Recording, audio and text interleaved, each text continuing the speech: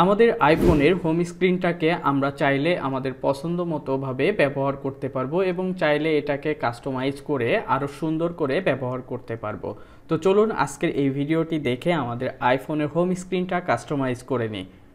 যারা এই টিপসগুলো বা এই ট্রিক্সগুলো জানেন তারা অবশ্যই এই ভিডিওটি স্কিপ করবেন। যারা নতুন তাদের জন্য এই ভিডিওটি অবশ্যই, আপনি যদি নতুন হয়ে থাকেন তাহলে আমার চ্যানেলটি সাবস্ক্রাইব করবেন। আইফোনের লক স্ক্রিন কাস্টমাইজেশনের জন্য আমরা প্রথমে আমাদের আইফোনের ওয়ালপেপারটি সেট করে নিব।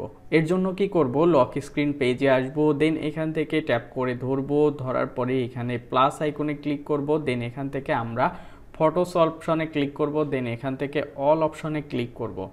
দেন এখান থেকে আমরা যে কালারের ওয়ালপেপারটি সেট করতে চাচ্ছি বা যে ওয়ালপেপারটি সেট করতে চাচ্ছি সেটা এখান থেকে সেট করে দিব।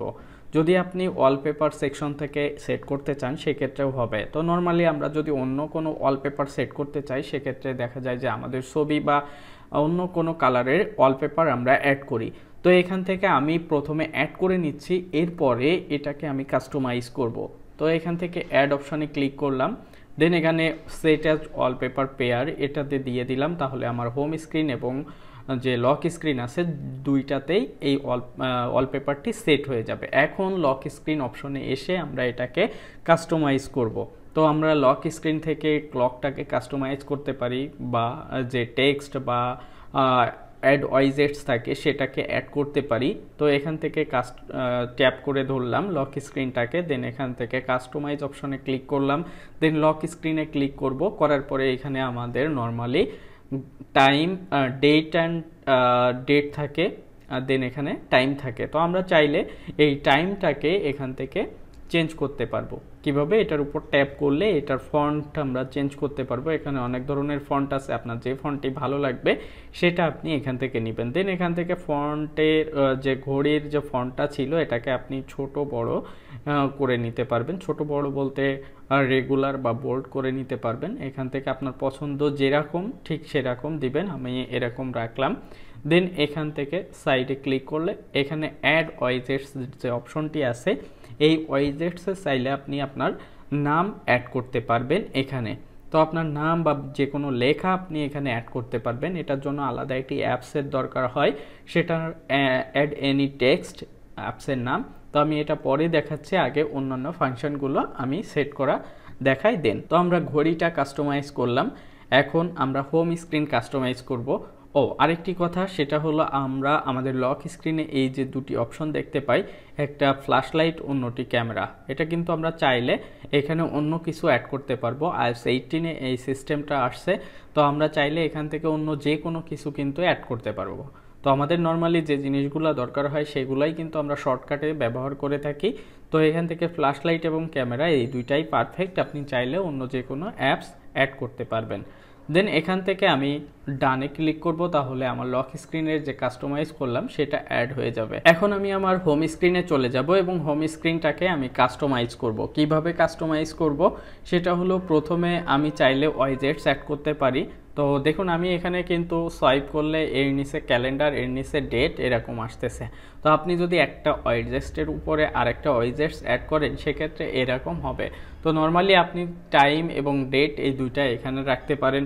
যখন সোয়াইপ করে সোয়াইপ আপ সোয়াইপ ডাউনের মাধ্যমে অন্য একটি অপশন নিয়ে আসবেন তখন দেখতে কিন্তু খুব ভালো লাগবে এবং অন্য কেউ দেখলেই ইমপ্রেসড হবে। এখানে আপনি অ্যালবামের ক্ষেত্রেও সেমভাবে অ্যাড করতে পারবেন, এখানেও ফটোস বা অন্য কোনো কিছু। এটা কিভাবে অ্যাড করবেন, প্রথমে আমি এটা প্রথমে ওয়াইজেটসটা ডিলিট করে দিই, তাহলে আপনাদের সুবিধা হবে বুঝতে।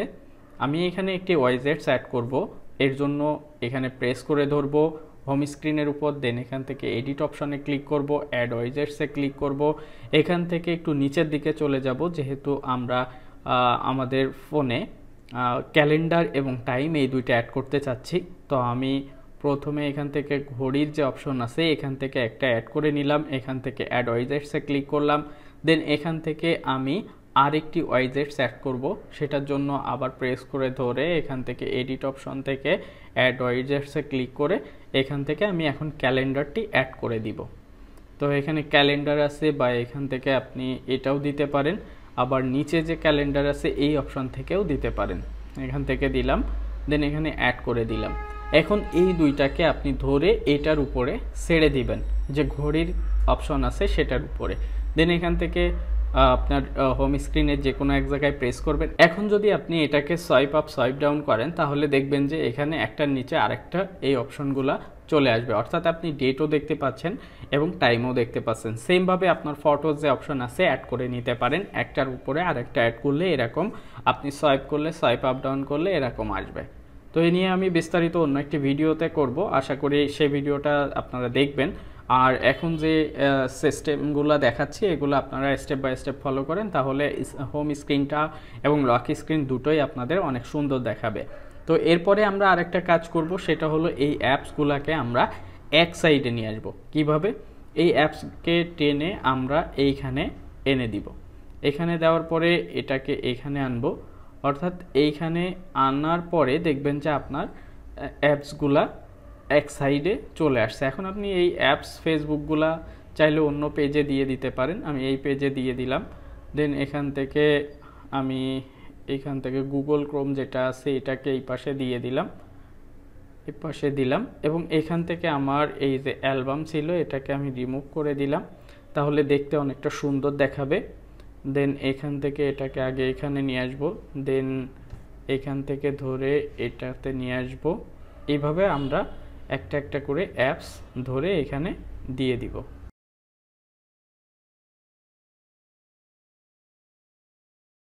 এইভাবে আপনি যদি আপনার অ্যাপসগুলোকে ক্যাটাগরাইজ করেন তাহলে দেখবেন যে আপনার হোম স্ক্রিনটা আরও অনেক সুন্দর দেখাচ্ছে।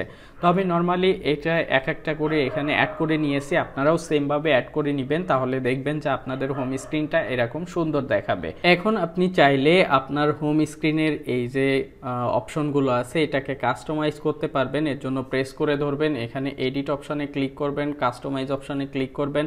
এখানে দেখবেন যে লাইট মোড আছে, ডার্ক মোড আছে, অটোমেটিক আছে, দেন এখানে টিন্ট আছে। টিন্ট অপশনের এটা অনেকটা সুন্দর, তবে আপনারা যদি নর্মালি পছন্দ করেন ডার্কটা ইউজ করতে পারেন অথবা লাইটটা। তো ডার্ক বা লাইট যেটাই দেন, দেওয়ার পরে কিন্তু আপনি এই ব্যাকগ্রাউন্ডটা আরও লাইট বা ডার্ক করতে পারবেন। কিভাবে? জাস্ট এই যে সূর্যর যে আইকন দেওয়া আছে এটার উপরে, বা লাইটের যে আইকন দেওয়া আছে এটার উপর ট্যাপ করলে একবার করলে লাইট আসবে, আরেকবার করলে এটা ডার্ক হবে। তো এইভাবে আপনারা হোম স্ক্রিনটাকে ডার্ক বা লাইট করতে পারবেন খুব সহজে। এবং এখানে চাইলে আপনি অ্যাপসগুলোর নাম ছাড়াই আপনার হোম স্ক্রিনে রাখতে পারবেন। এর জন্য লার্জে ক্লিক করতে হবে, লার্জে ক্লিক করলে অ্যাপসগুলা লার্জ হয়ে যাবে আর অ্যাপসের যে নাম ছিল নামগুলো সব হাইড হয়ে যাবে। তো আপনি আবার চাইলে এটাকে ফিরে আসতে পারবেন। দেন এখান থেকে এডিটে ক্লিক করতে হবে, কাস্টমাইজে ক্লিক করতে হবে, এখান থেকে স্মল অ্যাপসে দিয়ে দিতে হবে।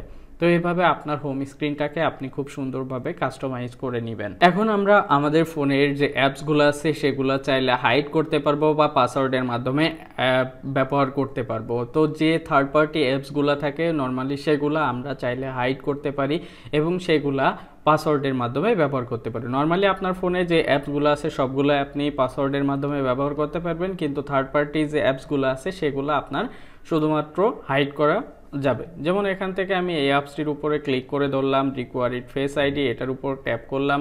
এখানে দেখেন দুইটা অপশন দেখতে পাচ্ছি, একটা হলো রিকোয়ার্ড ফেস আইডি আর একটা হলো hide and required face ID. তো এটার উপর দিলে আমার এই অ্যাপসটি হাইড হয়ে যাবে। এখান থেকে এখানে আপনার পাসকোডটা নিবে, পাসকোডটা দিবেন। পাসকোডটা দেওয়ার পরে দেখবেন যে এখানে হাইড অ্যাপ অপশনে ক্লিক করতে পারবে। দেখেন এখান থেকে আপনার অ্যাপসটি হাইড হয়ে যাবে এবং অ্যাপ লাইব্রেরিতেও থাকবে না। তো কোথায় থাকবে? অ্যাপ লাইব্রেরির একবারে নিচে একটি অপশন দেখবেন, এখানে হিডেন অপশন দেখতে পাচ্ছেন। এই হিডেন অপশনের ভিতরে আপনার ওই অ্যাপসটি এইখানে আছে। তো আপনি এখান থেকে ওই অ্যাপসটি যদি চান যে আনহাইড করবেন সেক্ষেত্রে এখান থেকে আপনাকে করতে হবে। তো হিডেনের ভিতরে দেখেন এখন দেখা যাচ্ছে। তো এই অ্যাপসের উপরে ক্লিক করবেন, দেন এখান থেকে আপনি ডোন্ট রিকোয়ার্ড ফেস আইডি এই অপশনটিতে দিবেন, তাহলে আপনার আর ফেস আইডি চাইবে না। আর যদি হোম স্ক্রিন অ্যাড করতে চান তাহলে এখান থেকে অ্যাড হোম স্ক্রিন দিবেন, দেন এখান থেকে আনহাইড অ্যাপসে দিবেন, তাহলে আপনার হোম স্ক্রিনে এই অ্যাপসটি অ্যাড হয়ে যাবে।